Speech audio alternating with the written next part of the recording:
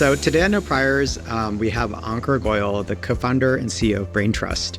Ankur was previously vice president of engineering at SingleStore and was the founder and CEO of Impera, an AI company acquired by Figma. Braintrust is an end-to-end enterprise platform for building AI applications. They help companies like Notion, Airtable, Instacart, Zapier, Vercel, and many more with evals, observability, and prompt development for their AI products. And Braintrust just raised $36 million from Andreessen Horowitz and others. Ankur, thank you so much for joining us today on No Priors. Very excited to be here. Can you tell us a little bit more about Braintrust, what the product does, and we could talk a little bit about how you got started in this area and AI more generally? Yeah, for sure. So I have been working on AI since what one might now think of as ancient history. Back in 2017, when we started working on Impera, things were totally different. But still, it was really hard to ship products that work. And so we built tooling internally as we developed our AI products to help us evaluate things, collect real user data, use it to do better evals, and so on.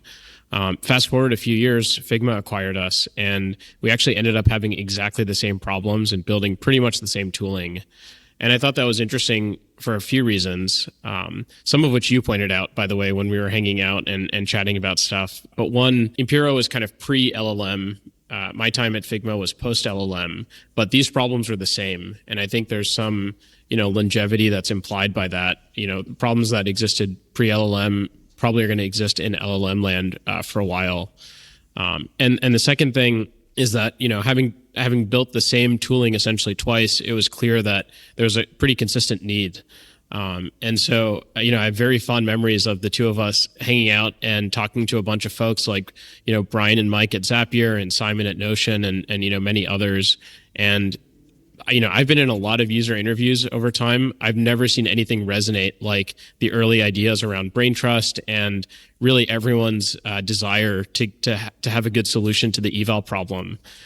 So we got to work and built, honestly, a pretty crappy initial prototype, but people started using it. And, Braintrust, just over a year later, has now kind of iterated from people's feedback and, complaints and ideas into something I think that's really powerful. And yeah, that's how we kind of got started. Well, yeah, I remember in the early conversations we had around the company, or the idea, I should say, it was meant to even potentially be open source. And it was the first time that I was involved with some sort of customer call and people would say, we don't want you to open source it, which I found really surprising. Like people really pushed on, we want this to exist for a long time. We want to be able to pay for it. And so there was that kind of really interesting market pull. Why do you think there was so much interest or need for this or demand for it? Or, what does Braintrust do and how does that really impact your customers? Many of our customers had actually built early customers had built like internal versions of Braintrust before we engaged with them. And there's a couple of things that sort of came out of that. One is it helped them gain an appreciation for how hard the problem is. Evals sound really easy. Oh, it's just a for loop, and then I console.log the, for loop as I go and I look at the results. But the reality is like, the faster you can eval, the faster you can look at eval results, which start to get really complicated as you start doing things with agents and so on. The faster you can actually iterate and build stuff. It is actually a pretty hard problem to do evals well. And many of our early customers, who were kind of like the pioneers in AI engineering, had learned that the hard way. And I think the other problem is that, folks, especially folks, like Brian, for example, they saw that AI would be a pervasive technology throughout the whole org, not just a project that, Brian might babysit and work on with one team.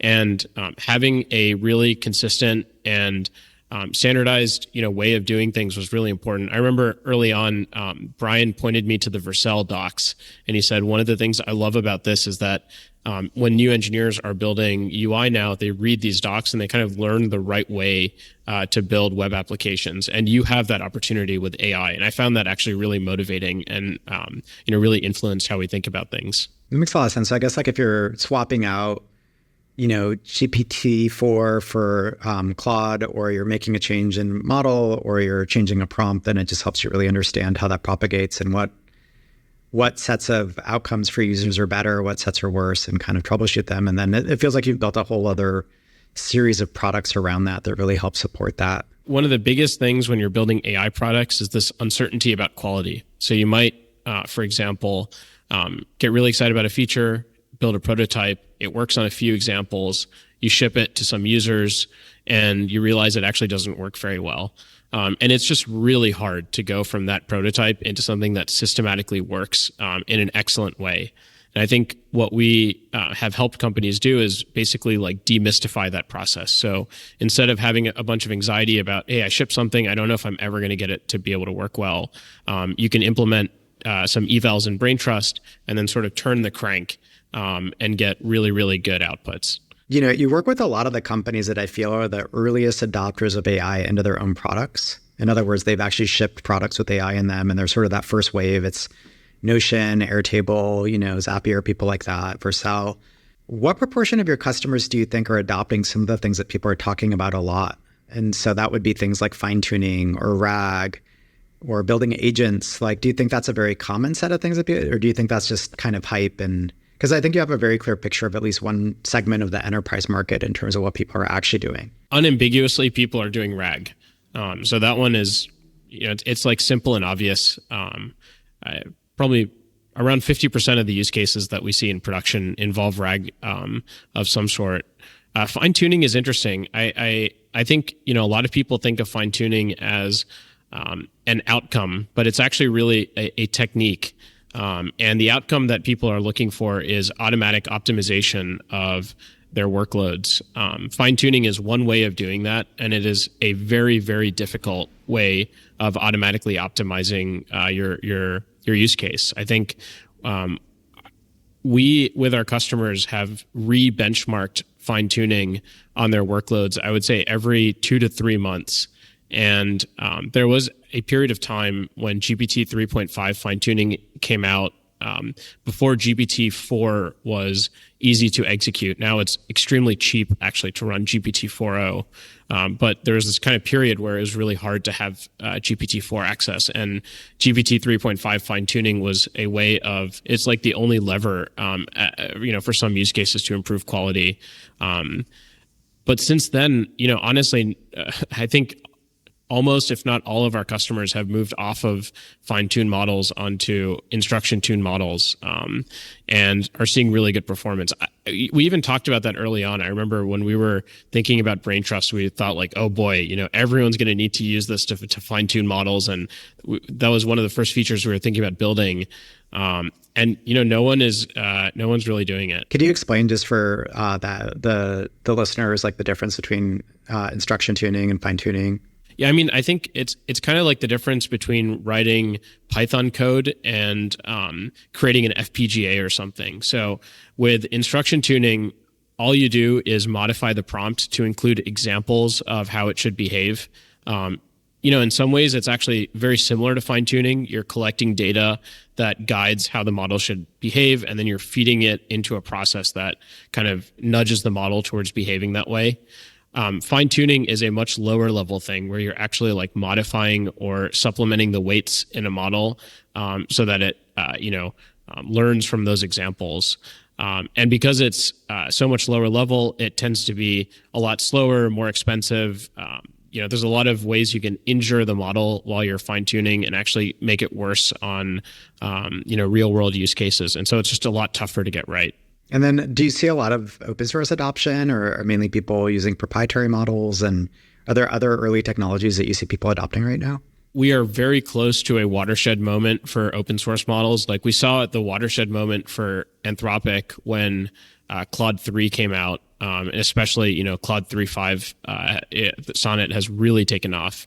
We are very close to that, I think, with Llama 3.1, but we're not there yet. So we see very limited practical adoption of open source models, but I think more interest than ever. And I think a lot of what you're seeing is also just things that are in production, right? And so to some extent, there's a lot of discussion in the developer communities around what people are using and adopting and playing with.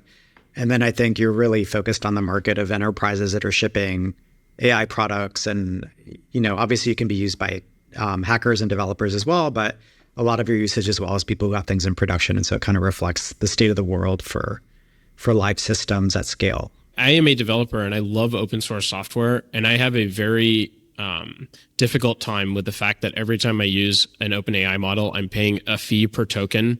But then I actually look at the numbers, and of course I've looked at them with our customers too. And in some cases it's just negligibly cheap, and in the cases where it's pretty expensive, the ROI is actually really high.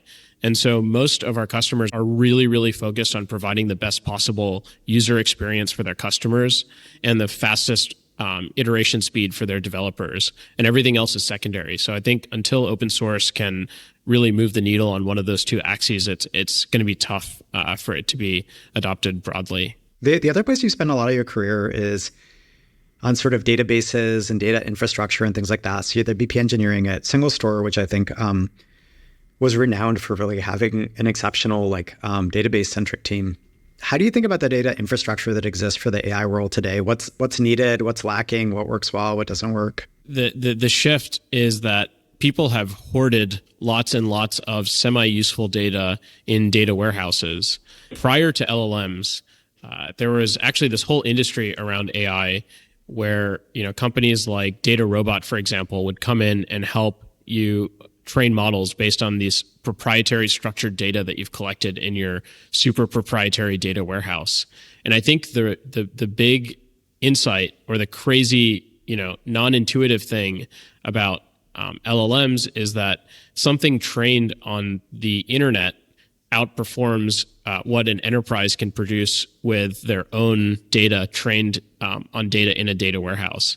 And I think not only is the nature of the data processing problem different, but the value of data is actually, and how we think about the value of data is very, very different. Like just hoarding data about your, claims history or transaction history, it might not actually be that useful. The real question is how do you, construct a model which is really good at reasoning about the problems that you're working on? And I think the way that enterprises will collect data and leverage it into these AI processes does not look like doing ETL on a data warehouse that's running in Amazon or something like that. I think it's going to totally change. And I've seen a lot of the data that gets stored in Braintrust through people's logs, it actually never makes it to a data warehouse. And people they just don't really care about that because if they put it in a data warehouse, what are they going to do with it? What do you think is missing from a data infrastructure perspective? So I think, to your point, there's a couple different steps. There's some sort of data cleaning step. There's some storage layer. There's different forms of labeling, et cetera. How do you think all these pieces kind of evolve over the next couple of years? And then I guess related to that, the other topic people have been talking a lot about is synthetic data and how important that will be in the future. I'm sort of curious your views on these different areas. Purely from a data standpoint, it's important to think about what you're going to do with the data and then how the infrastructure enables that. So, data warehouse is really designed for ad hoc exploration on structured data, it's just neither of those two things is relevant in AI land. You're dealing with lots and lots of text and you're not exploring it ad hoc using SQL queries. What we see actually as kind of what the most advanced companies are doing is actually using embeddings and models themselves to help them sift through tons and tons of data and find, for example, customer support tickets which are not well represented in the data that they're using for their evals, or not well represented in their fine-tuning data sets, and trying to find those examples and use them. So I think the workload is gonna shift, and I actually think LLMs and specifically embeddings are going to be core to how people actually query data, not traditional algebraic relational indexes. That's going to be a huge shift. And there's this huge debate about vector databases and will traditional databases do vector database things. I think that debate's kind of silly. I think relational databases are perfectly capable of adding HNSW indices to them. What will really be disrupted is the OLAP workload. So relational, you can't just slap semantic search and stuff into the architecture of a traditional data warehouse. I think that is actually a much deeper set of things that will need to change than the OLTP workload. This is your in some sense third startup experience, right? You joined MemSQL/SingleStore quite early. You started Impera, which Figma acquired. You're now doing Braintrust. What are the common things that you've taken with you as you've done this new startup? Like, what are the things that you've implemented early? What are the things that you've avoided? One of the things that I honestly took for granted at MemSQL, but we've kind of re-implemented at Braintrust, is having a really hard technical interview.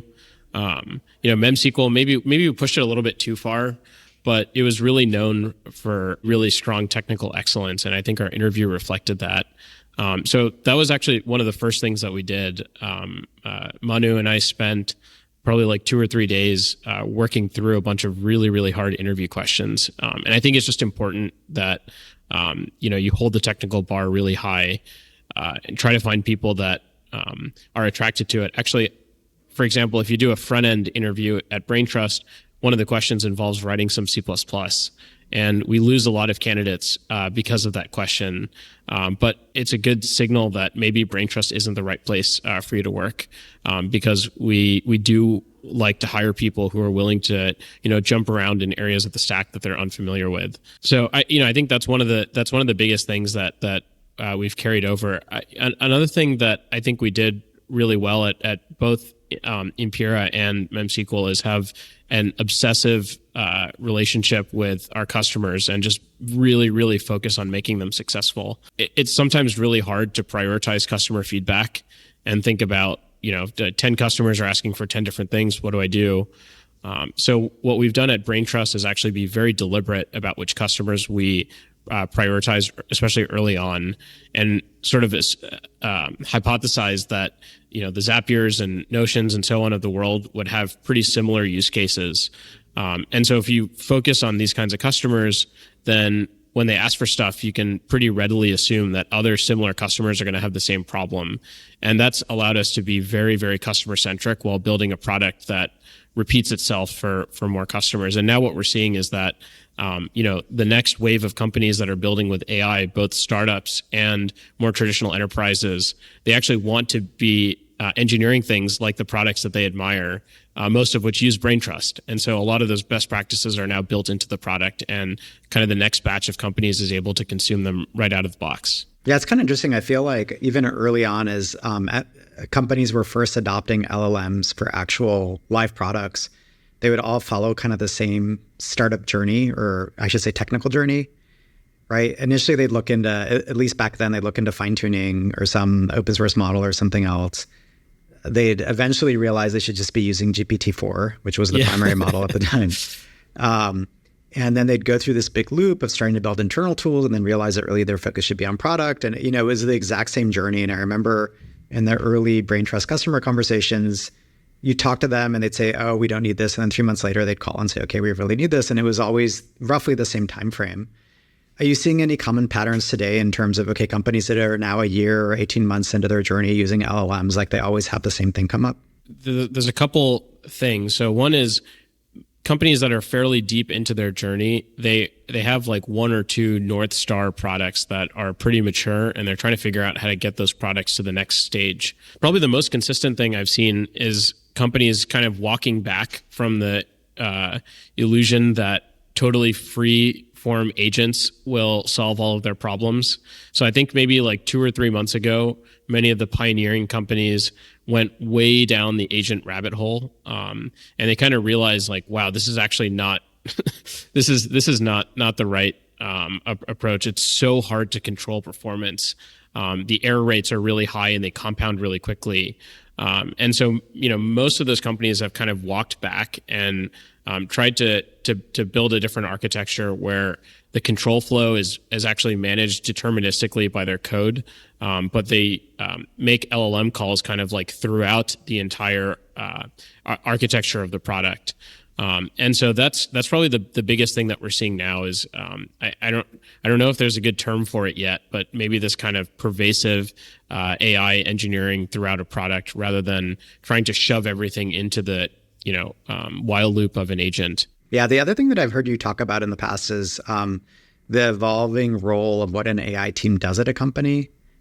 And so I think if you go back a couple of years, people were doing machine learning and they'd hire a big ML ops team. And then the types of things that they'd be doing day to day were very different from what they do today in the context of adopting AI. And even how you think about the role and who to hire maybe has shifted a bit. Could you talk a little bit about what you view as the evolution of the role of the data science team, the data team, the ML or AI team, et cetera? Yeah, I think what's really interesting is many of the early adopters of LLMs didn't have any ML, staff when ChatGPT came out. What is it now? Almost 2 years ago. And those companies were able to move really quickly because they kind of started with a fresh slate. Many of the smart folks that I know that are classical machine learning people or data scientists have now come around. But actually there was this big sort of resistance among them early on that, LLMs they're not good at the things that we're trying to solve, or, maybe it's a scam or something like that. Do you think that was just like a different problem set in terms of traditional ML and the applications of it are different from what Gen AI can do? Or do you think it was something else? Well, I went through this myself, watching the technology that we built to do document extraction at Impura become, totally irrelevant. I personally think it's an emotional thing. Like you try GPT-3 for the first time. And first of all, back then at least, it was kind of snarky. And so that was a little bit irritating. And it was also just way better at everything than anything you could possibly train. And I think that is so fundamentally disruptive to, a lot of companies, a lot of people's individual identity. It just is not easy to wrap your head around if you've been doing AI and ML for a while. So I think it was largely an emotional thing. You could argue that there's a cost, security, privacy, whatever element of it, but the companies that were sort of on the leading edge, they were able to figure that out pretty quickly. Now I think more companies have come along the journey, and I've seen a lot of really smart ML and data science people embrace LLMs and bring a lot of the sort of rigor that is still relevant around evals and measurement and, prototyping and so on, and become these like AI platform teams. Usually it's a combination of people with product engineering backgrounds and, a few folks with statistics or data science backgrounds. And they start by building kind of like a marquee product for the company, and then they evolve into a platform team that enables like the N+1 project to be really successful.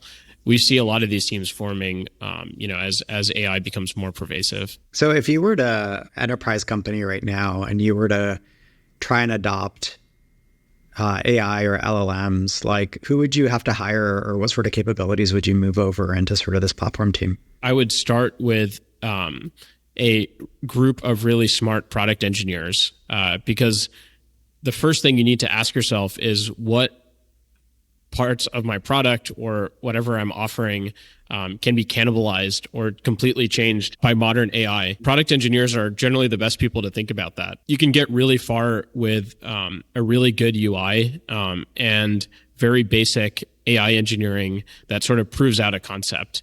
I think we've seen a number of good examples of that. I know, for example, V0 is a truly incredible piece of engineering at this point, both from an AI standpoint and also from a UI standpoint. But early on, it was pretty simple. And that's the right way to start. And then I think as you find product market fit, it's sort of the right time to think about, more rigor, think about fine tuning. Maybe you should use open source models for cost or whatever. Although I think not many people are far along that journey. I think you said something like Typescript is a language of AI and Python is a language of machine learning. Yeah. Could you extrapolate more on that? First of all, a vast majority of our customers use Typescript. And early on, some of our customers were dealing with like, should we use Typescript or Python? And some teams were using Typescript, some teams were using Python. Now, almost everyone, including people that used to write Python primarily, is using Typescript. And I think that's going to continue forward. There's a few reasons for that. One is Typescript is the language of product engineering, and product engineers are the ones who are driving most of the AI innovation, at least in the world that we participate in. And so they're just literally pulling the AI ecosystem into their world, and that is driving a lot of Typescript stuff. Another thing is that Typescript as a language is inherently better suited for AI workloads because of the type system. So the type system basically allows you to launder, the crazy stuff that comes out of an AI model into a well-defined structure that the rest of your software system can use. Python has a pretty immature type system. They're improving, and I always get trolled on Twitter when I post about this by people who make, somewhat valid arguments. But TypeScript is just a much, much better language for writing software that deals with uncertain shapes of data. I think that's actually kind of its whole point. So I think it is actually literally a better suited language for working with AI. Have you seen any other shifts in terms of usage of specific languages or tooling or other things that's happened with this wave of AI? Yeah, I think the biggest thing I've seen over the past 6 months is people dropping the use of frameworks.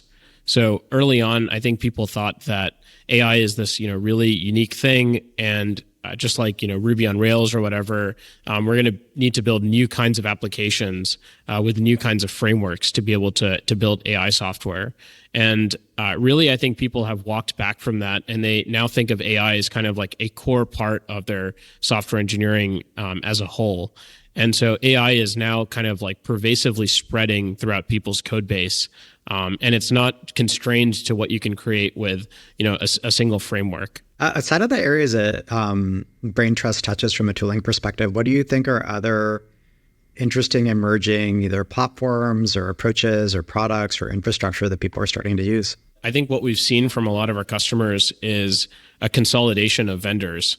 And this is very, very, very much driven by AWS. So AWS has its mojo back now that they have Anthropic on Bedrock, and Anthropic is, especially Claude 3 and 3.5 are really, really good. And so because, many companies were consolidating their vendors prior to AI, AWS is so dominant. And now you can actually consolidate a lot of your AI stuff on AWS as well. We're seeing pretty dramatic vendor consolidation. There's some companies that we talk to, and their AI vendors it's literally OpenAI, AWS, and Braintrust. And pretty much everything else has consolidated away. So, it'll be interesting to see what happens. I certainly wouldn't underestimate, AWS and the hyperscalers, especially on the infrastructure side. Well, one of the things that I think is striking is how much time you still spend coding as CEO. And there's a number of CEOs of different companies who continue to write code over the course of their careers at varying degrees. Toby at Shopify would be an interesting example of that. How do you think about time spent coding versus marketing versus doing other things for the company, and why focus there? My perspective on this has changed a lot over time. When I was, much younger, I started leading the engineering team at Single Store, and then became a CEO. And people give you the conventional advice about what you should do with your time and who you should hire and stuff like that. And first, I think the profile of CEOs is changing, and second, I think the market is changing. So in the world that we are in, which is enterprise software, people really, really care about the polish of the UI that they're using. I think companies like Notion, for example, have really driven people's taste on those products. But when many VCs were having their formative experiences and observing the patterns that they would eventually mandate among their portfolio companies, things were very different. IT bought enterprise software, and they bought it based on checklists that product managers came up with. So I think a lot of this has changed. And for me, it just feels very natural to, participate in that change by being very, very deep in the product. And as hard as I've tried over the past, decade plus, I just can't. I think I'm just literally addicted to writing code. It is the fastest, most efficient, and most pleasurable way for me to participate in what we're doing as a company. And so instead of trying to change that, which I've done, at Braintrust, we've kind of engineered the company to support me spending a lot of time writing code. For example, one of the first people we hired was Albert, who was formerly an investor and investment banker before that. He's incredibly good at everything from selling, marketing, dealing with ops, helping with recruiting, and working with him has kind of freed me up to spend a lot more time doing that kind of thing. Whereas at Impera, I spent probably like half or more of my day doing those things. Yeah, we had Jensen Huang on from NVIDIA on No Priors previously. And I thought one perspective that he shared that you don't hear very much, which you're now echoing, is you should really architect the company around the CEO versus just follow the same pattern every time of what the right thing for the company is. And obviously there's areas where you just have to do the same thing every time, like, sales comp. Like, it really doesn't make sense to try and reinvent that. And everybody always tries for their first startup. And by the second startup, they're like, why did I even try that? It just kind of works.